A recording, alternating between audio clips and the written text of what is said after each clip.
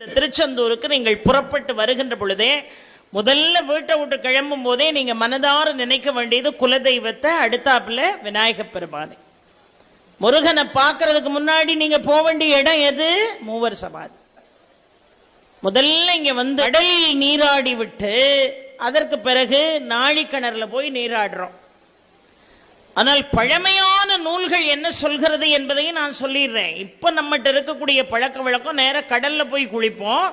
கடல்ல குளிச்சுட்டு நாழிக்கிணறுல குளிச்சுட்டு சுவாமியை பார்க்க வருவோம். காலத்தில் நம்முடைய மூதாதையர்கள் எல்லாம் என்ன செஞ்சிருக்காங்கன்னா, முதல்ல நாழிக்கிணத்துல குளிச்சுட்டு அதுக்கப்புறம் தான் கடல்ல நீராடுவாங்க.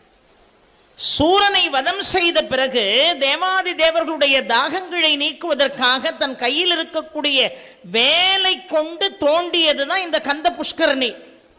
அதுல தண்ணி தேங்காய் தண்ணி மாதிரி இருக்கும்.